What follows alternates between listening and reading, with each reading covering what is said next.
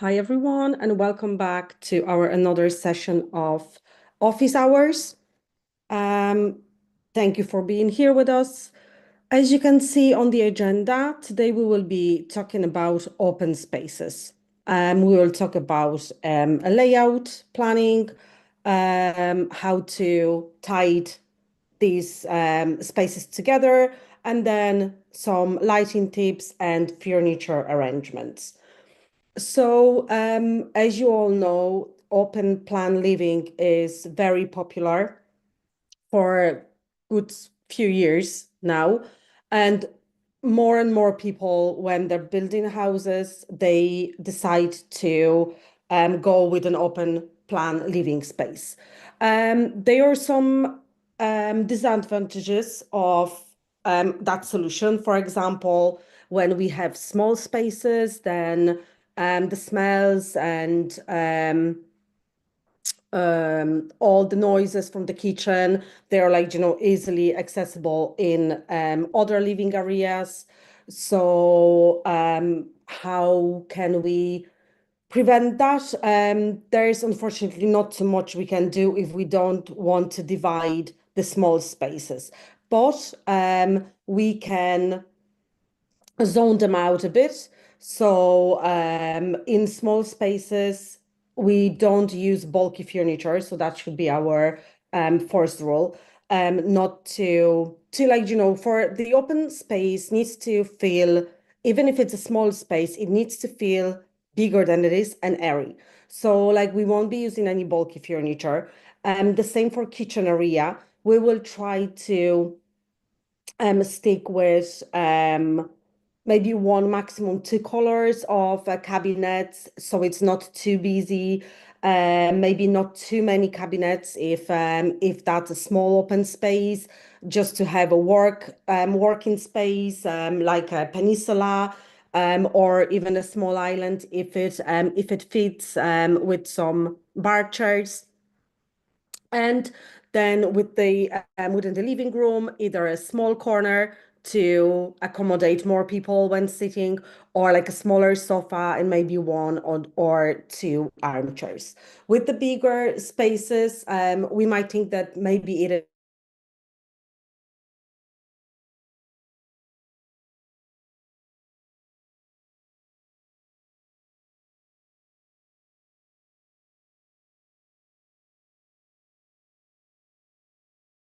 starts zoning out the areas by adding some soft furnishings like for example rugs. So like we can have a rug in dining area, and then we can have another rug in our living area.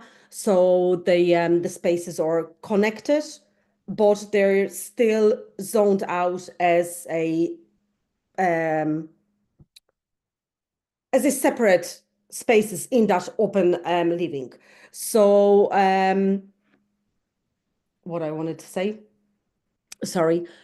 Yeah, so like, so we have to just remember to, even though that's an open space, like we need to have areas there. So we need to have a kitchen area, we need to have a dining area, and we need to have a living area.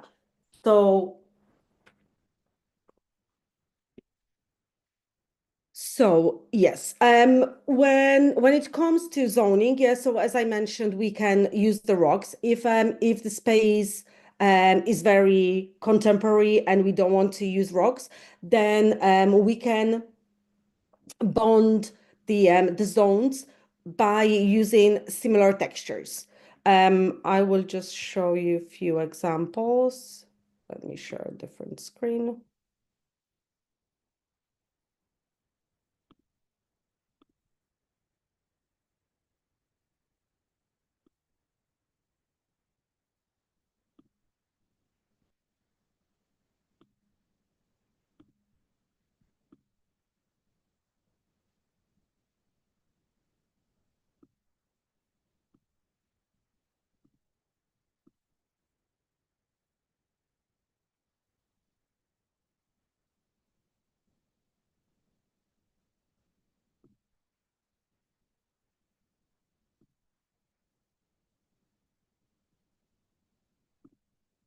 Okay.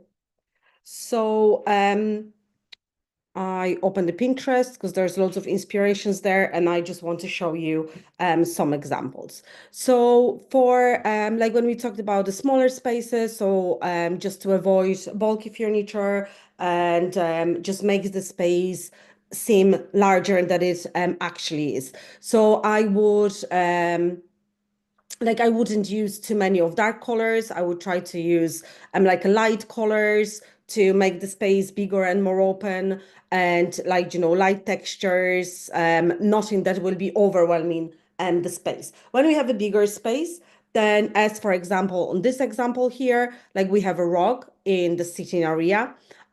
We have color bonded with the, like we have brown in the kitchen, then we have a bit lighter color of the wood on the flooring, and neutral color of the sofas with like just some scattered color on the cushions. The next thing is the light. So like we don't have to go for the same source of lighting. So for example, here we have different source of light. So we have different lights over the island, and we have different lights in the living zone.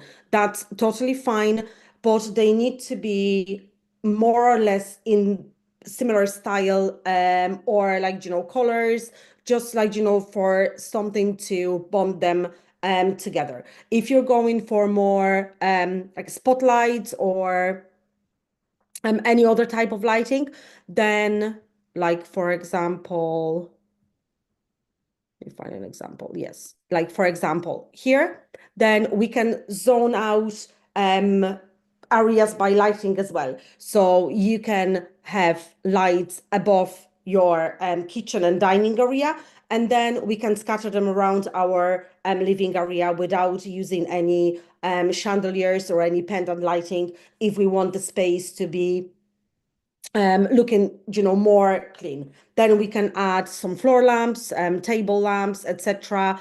And like, sometimes when the space is very small, we might do that as well, not to again overwhelm it with like big sources of lights hanging out from the ceiling. So then we can use the spotlights or track lights as well. Now for this, for example, space, it's open again. So we have dark color here, then we have lighter colors in the living area, but they're all tied up. So like you can see that they are all neutral shades, like white earthy tones. And we have plain ceiling over the kitchen area, but we have wooden ceiling over our living area. So that's another type how we can zone out the spaces. Next example might be also doing a step down. Oh yeah, there's an example actually here. So we can have an open space, but we can make a drop to your living area. And then we make the living area more cozy. And even though that's open space, it's you can see the separation, more clearly, but still obtaining that open space feel. So doing a step or two steps down, if there's a chance, then that's a very good solution for large open plants. So we have to remember to um, use pretty much the same colors and textures throughout our open spaces. Now I will go back to Foyr and I will just show you two examples of open spaces.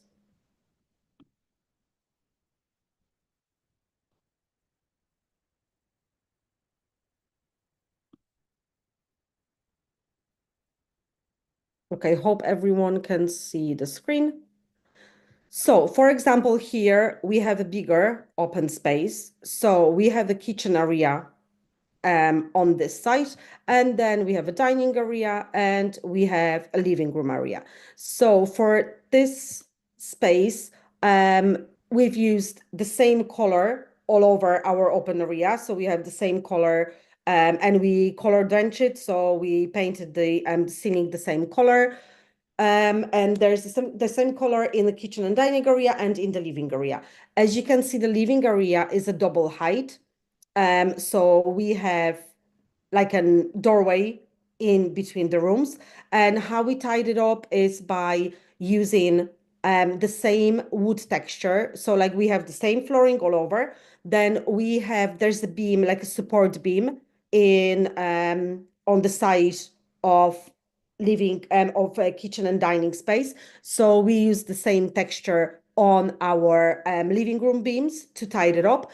And the same color of wood is used for the kitchen cabinets and for the TV unit in the living area. Then we use some black accents and black furniture, and then that is tied up by adding a black coffee tables in the living area.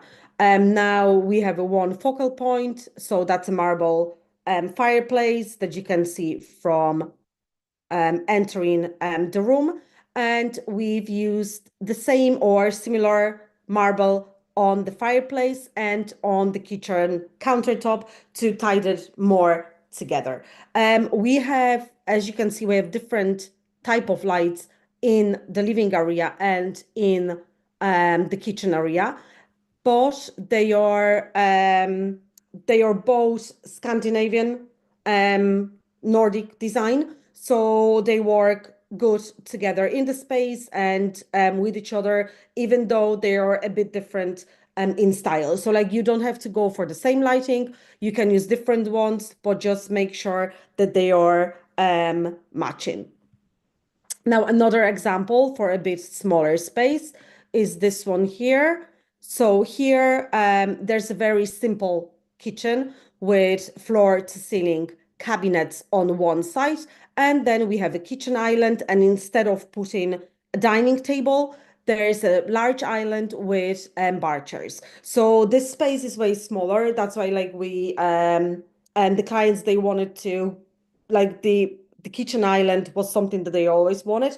They weren't too pushy on the dining table, so like it wasn't a case for them that they have to have it. So the island was a good solution. We didn't put the dining table, but we have four spaces here. You can always add more, and we can add more on the side if if there's more guests coming. And of course, you can sit in the living area because it's not too big of a space. Now we use the same materials on the kitchen cabinets and on the niches for in the wall. And we tied it up with, by using pretty much the same colors and wood textures. Yeah, so just to tied it up together. I'll just go. So, and now I will just go to the furniture arrangements to position furniture to enhance both movement and comfort.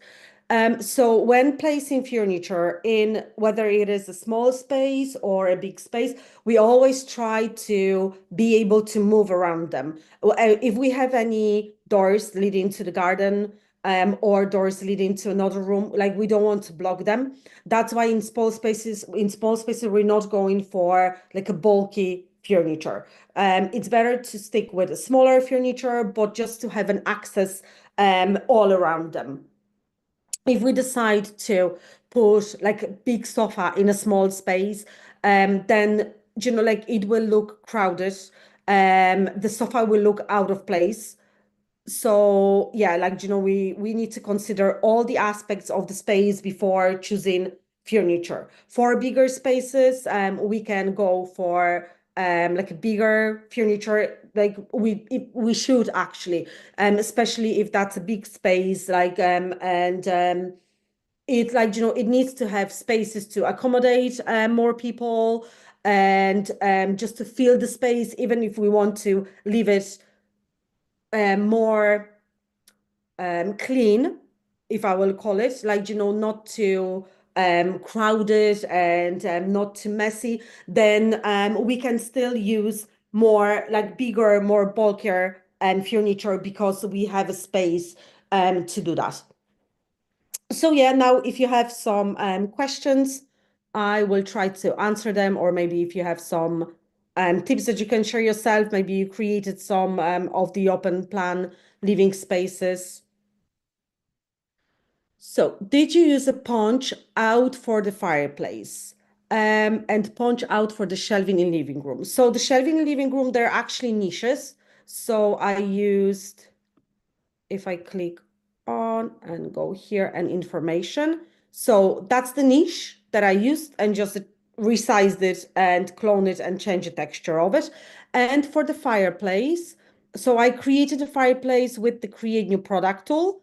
And I've used the push and pull to create the cavity. And I created the fireplace as well. And then I think I've added an image, yes, of a fire. It was a fire from, yes, this one. So I just put it in, and I created a pipe with the creating product tool again. So yes, so that's the full fireplace that I've created. So that's the pipe that's created with the circle tool. So I just draw a circle and then put it down. And then I attached the fireplace from our catalog to go with it.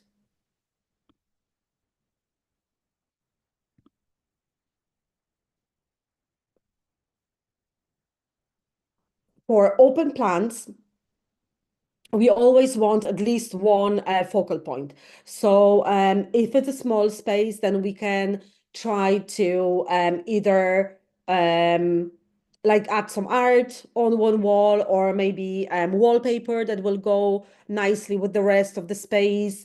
And for bigger places, for bigger spaces, we can create more than one focal point, but we always have to remember that they need to work well together and they're not totally different in style, etc.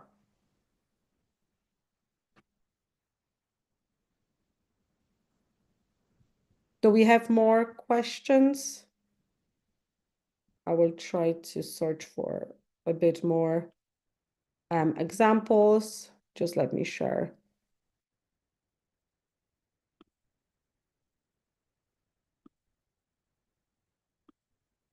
different screen again. So, for example, here we have really nice light colors, the same texture on the ceiling for the whole open space. And we have a rug in the living room area to um, zoning out a bit. The same with this one. We have a rug. It's a very, we can see that that's a very big space. So sometimes it will are with like adding rugs will add warmth to the space. So it's not only for zoning, but also to, give it a bit of warmth, a bit of texture. Yeah, so rugs are a nice way to zone out spaces as well. Then there's another example. We have very plain kitchen here with wood accent and white cabinets. Then we have a wood accent on our chairs. Then I can see that the frame of the door is the same wood that we have in the kitchen. Lighter flooring to not overwhelm the space too much. And then a rug in the living area to help to zone it out. Um, without dividing spaces with any physical dividers.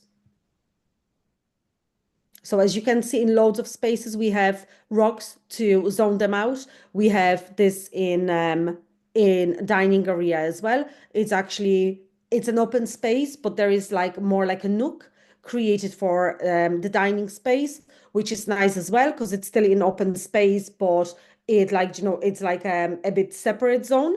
So that's another good idea of planning out the space. So you have loads of inspirations, and then you can do all of that with Foyr and get your ideas out to your clients.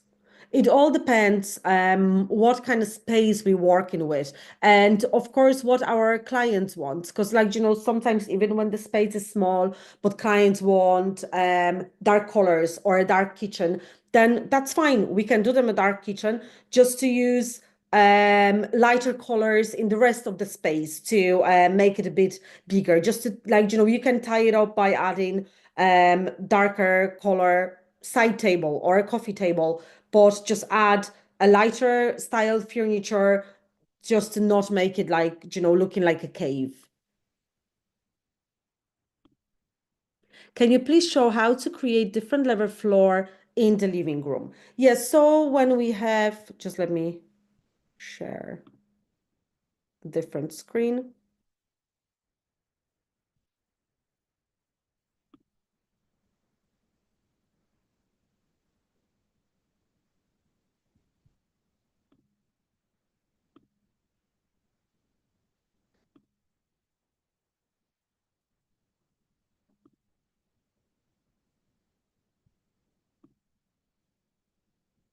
Yeah, I will close that and just let me, okay, I would like to share this. Okay, so let me just go with a new project and I will show you how you can create a levels for.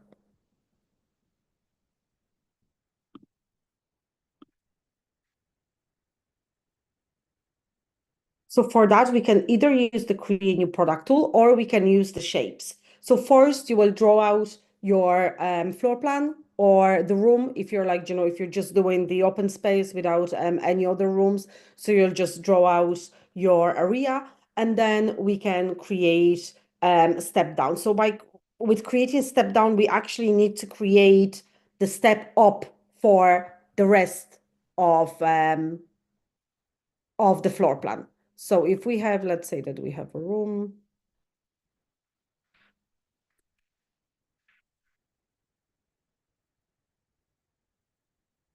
Now we'll go to 3D, or we can stay in 2D if we're using shapes. The only thing with shapes is that when you will apply texture, I'll show you an example. So let's go to catalog and we will type in cube, floor, docked, cube. Okay, so we have the cube. Now we can resize it. Let's say that that will be our kitchen and dining area, and then we will have a step down for our living area. So we just click on it, go with the resize tool, and resize it to any space, any size that we want.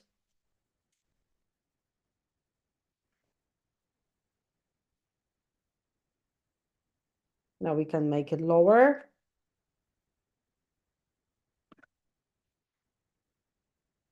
Like the size of one step.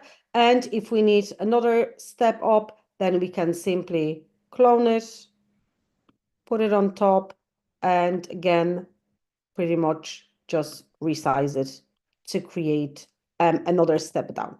Now, when we are using the shapes, and now we want to apply texture. So let it be the same texture that we have here. So we just go with the copy texture material. And now when I will add a texture,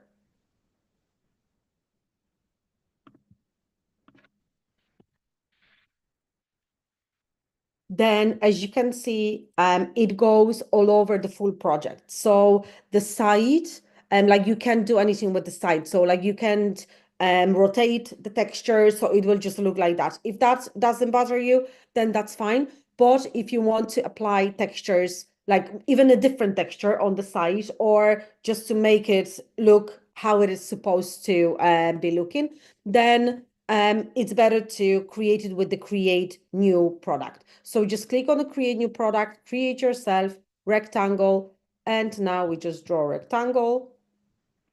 Say that will be 8 by 8.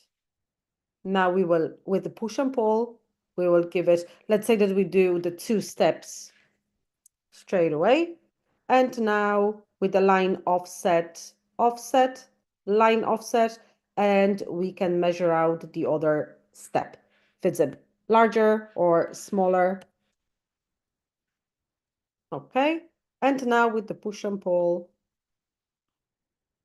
we will do another step down. And now when we click on done and we want to apply a texture, even the same that we have here, just let me go to texture and I'll just check something. Okay, we have a texture size. Yeah.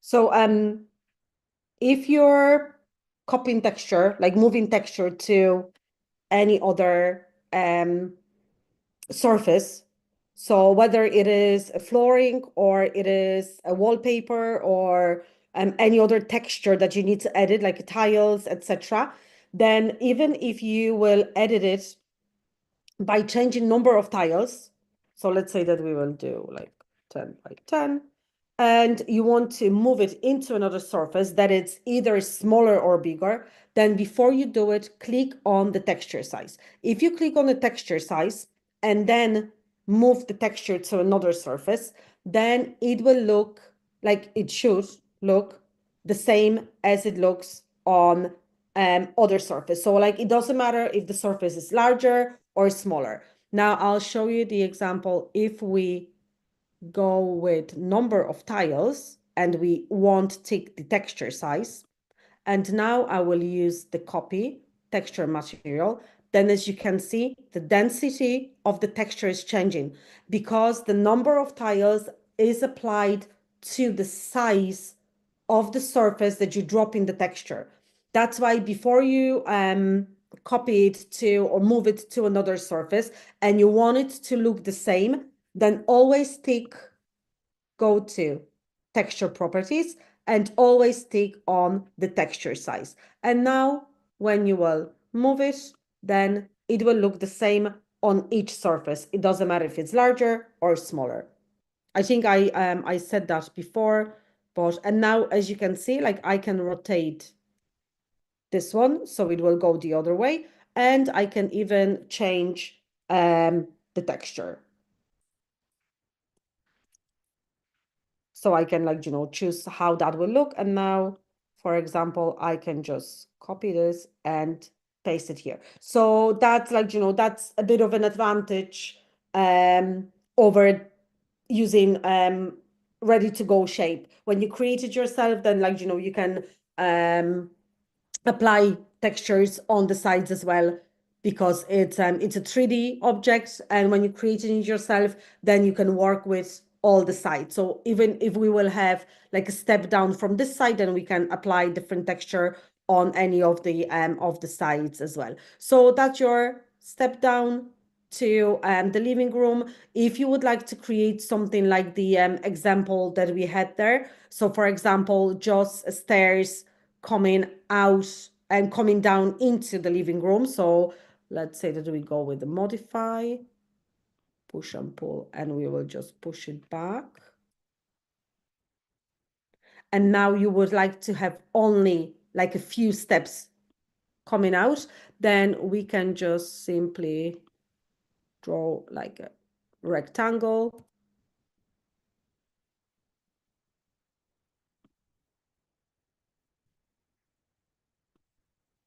And we should be fine with.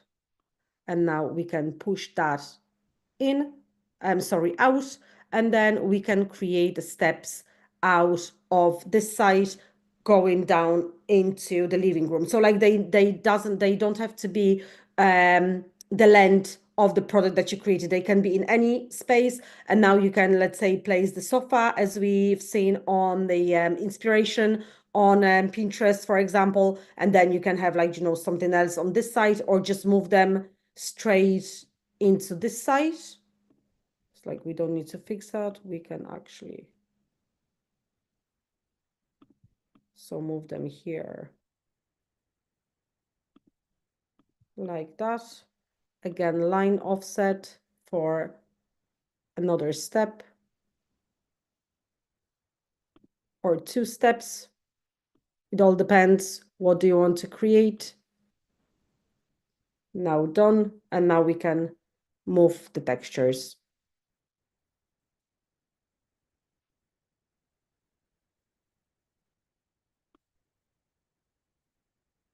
when you're creating the create new product tool, then we can apply, for example, like in the living area, we can have a different texture because like we have this build up. So that's a separate product. So you can apply different texture here, and then you can apply different texture for your living room that is sunk in. What if it has a overhang? Like a mezzanine?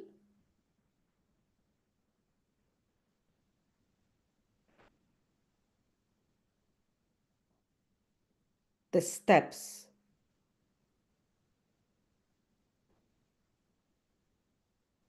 Like if they're more, I don't know if I get you. Like more if they are like just in the air and there's like a space underneath them.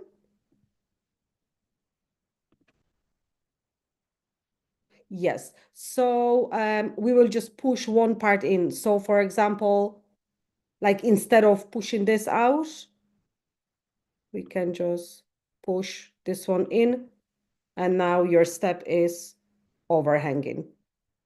So like you will use a push and pull to do that. So you will either pull them out or you will push them in, and then they will be overhanging above the platform. Is that what you meant?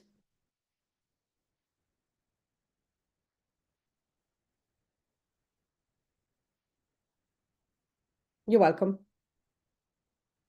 So you'll just use push and pull to do that.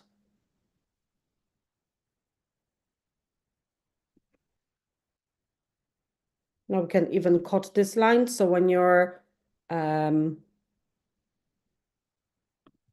go to modify, and when you created your steps and like you have any of the lines here, then you can simply cut it, and then you will have like one seamless texture.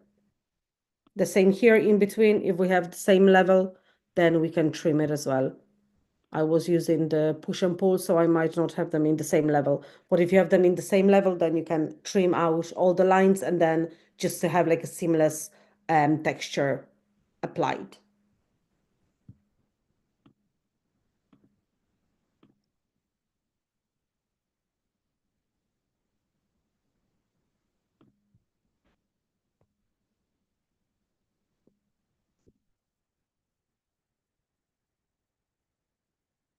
Any other questions about creating open living spaces or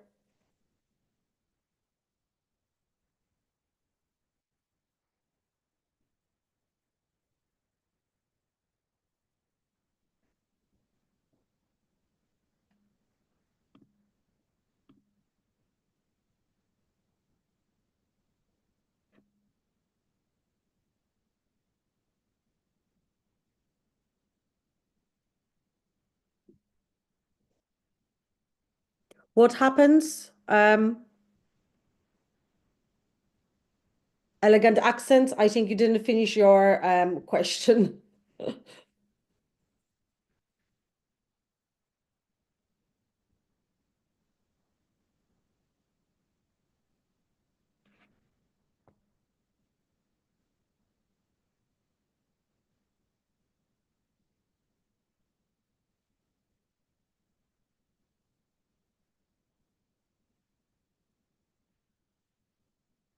When you add, what happens when you add a doorway and you keep seeing the doorway frame? So the solution for that is to use the invisible material. So let's say that we have a wall here. Yes. And we will add a doorway. So we go to catalog and type in doorway. You can also create the wall with the create new product tool, but that's way faster. So we have a doorway here. You can resize it to any size. Like I always like to go a bit down under the floor level, and then like your floor just looks seamless. You don't have any any joints or anything like that. And now what you can do, you can go to texture and type in invisible material. I always recommend to just add it into your shortlist, just to have it there. That's a very useful texture. And you just apply it on the frame. And now when you will do the render, then the frame won't be visible. You will have a doorway, but the frame won't be visible. The next thing is also you can apply the same color that you have on the wall. So for example, you have white and then you can apply it and then it won't be as visible on the render as well. But you can use the invisible material and then the frame won't be visible when you will do the render.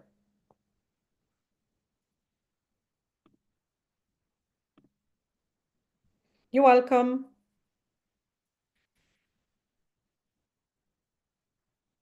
I've talked about invisible material loads of times already, but that's a very, very useful tool. You can cover hardware that you don't like in some objects, or like a tap or a sink that it's sitting on a vanity, things like that, or cushions on the sofa that you want to use and you want to, for example, there are cushions on it and you don't like them, then you can cover them with the invisible material. So that's the good texture to know about. If by any reason that is not working for you, then we can just simply create a wall with the opening with the create new product tool. So we will just trace over a wall, give it some depth with the push and pull. Now click on done, move it, the free movement, we will move it wherever we want it to be. And now we will click on modify. You can either hide or unhide your environment. So again, whichever is more comfortable for you. And now with the rectangle, again, you can, of course, measure everything out. And now with the push and pull, you can just remove that part completely. And now you don't have any frames whatsoever. You can make it higher, lower. You can still change the width of it. And now click on done and you're able to apply textures to your to that created wall. Now, if you would, if you're using baseboards, then you can also create baseboards within. So we can try to, with the line offset, we can go as high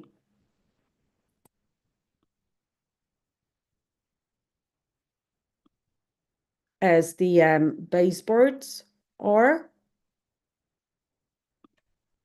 And then just simply with a push and pull, we can just push them out slightly and apply the same texture that we have on the baseboards. Because that's a separate element. I think that's just white. So we can just use a color. Okay, any white. And just simply, I think this one is more off-white. But you know what I mean. You can just literally, when you will click and apply different color on your baseboards, then it will go throughout, like, all your baseboards. So like you don't need to click on each of them. As you can see, the it was changed straight away. But you can just search for like a plain white. I think we have like a matte white that looks like very, very white.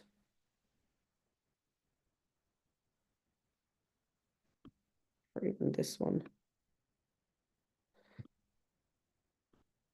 So you can, yeah, you can add baseboards. We also have them in the catalog. So like, you can add them yourself, but it's just that's way easier to create them within the product that you're creating.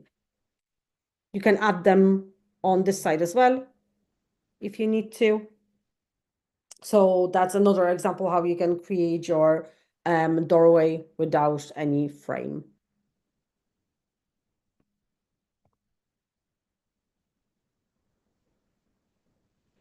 Any other questions?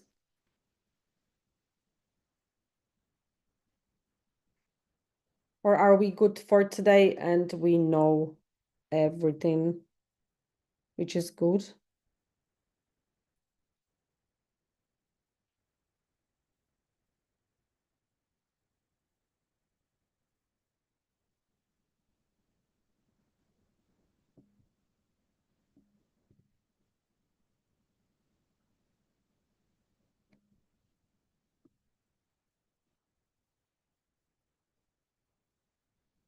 Is there any way to create a 2D version of the drawing with dimensions showing?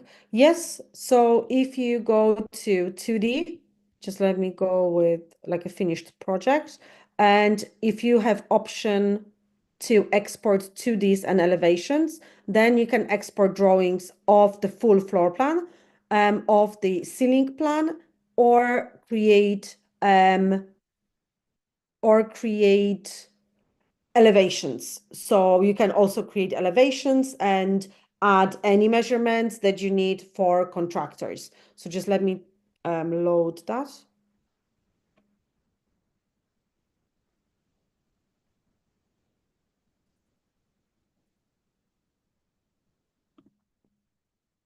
So we have export to the plans, and you can either choose to export floor plan.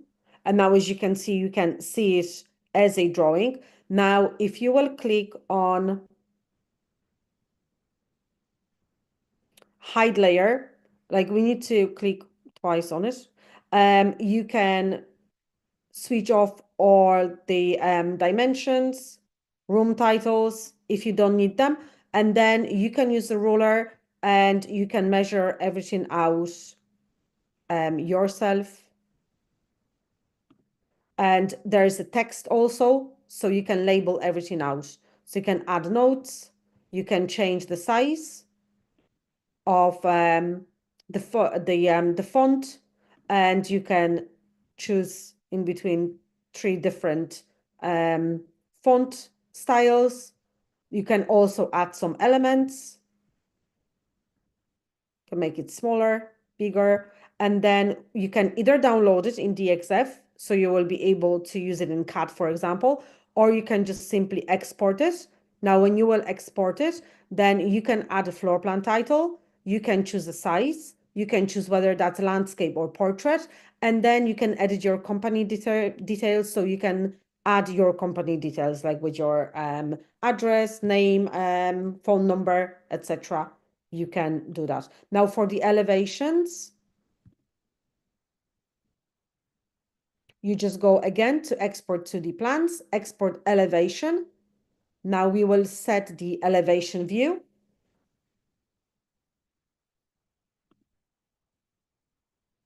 We click on set elevation view, and now you can click in the middle and just move it on whichever wall you want to create elevation of. So let's say that we will create an elevation of the kitchen. Then you can simply crop it.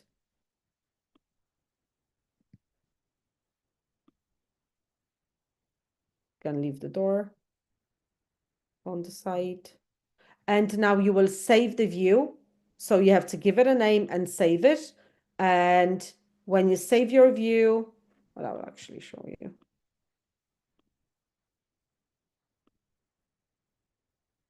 So we save the view.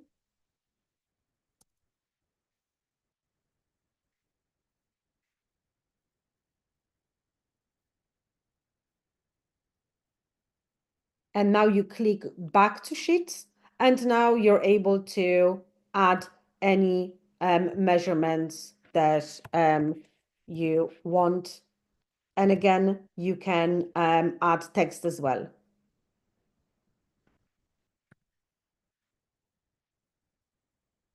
And you can download it or export it and add all the company details as well, add notes on the site. You can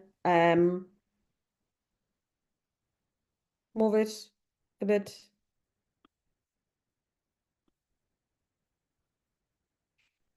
Yeah, so you're able to use these drawings.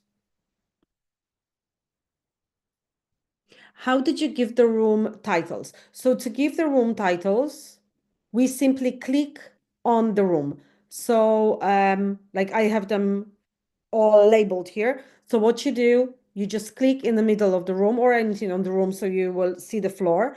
You go to edit in the top center of your screen. And here under the room properties, you just click and give it any name you want. And you just do that with all the spaces in on your floor plan. You're welcome.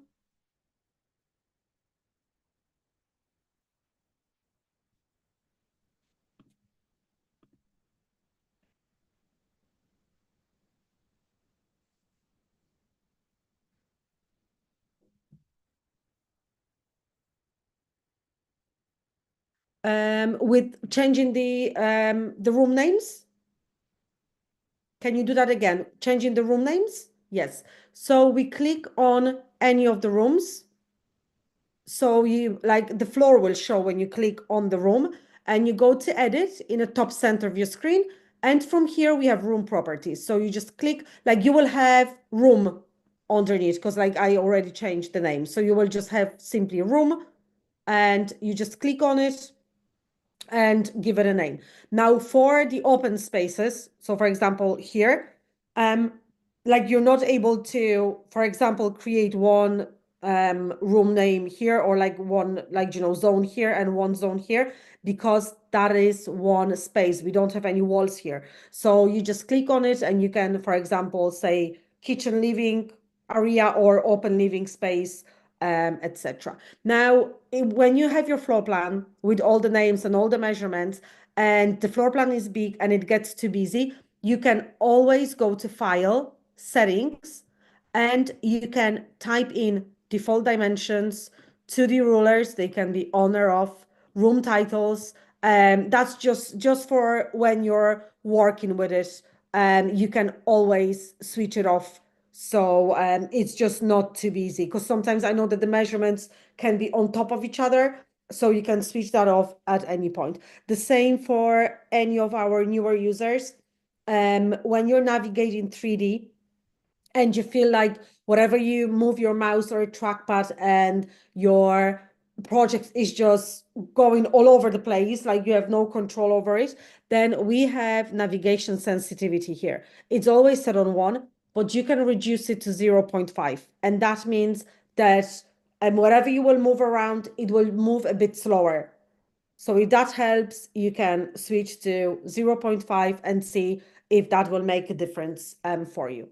The same if you're using Foyr on Safari and I don't know, like you keep getting glitches or like it doesn't work as smooth as you thought it will, then try to use it in Chrome. I personally used it in Safari and in Chrome, and Chrome works way better. It's easier to navigate. So just a small tip, you can try to use it in Chrome, for example, and see if that will be better for you. Or even the other way around, like, we're all different and we all used to different navigation and yeah, so yeah, it's available on Chrome and on Safari, so you can choose either. It's just basically Chrome works a bit better with the software. Okay, do we have any more questions? Or will I let you go and get on with your day? Thank you. Thank you so much. Thank you so much for being here with us every week. I hope you enjoy these sessions. Thanks. Thanks so much. Have a lovely day, all.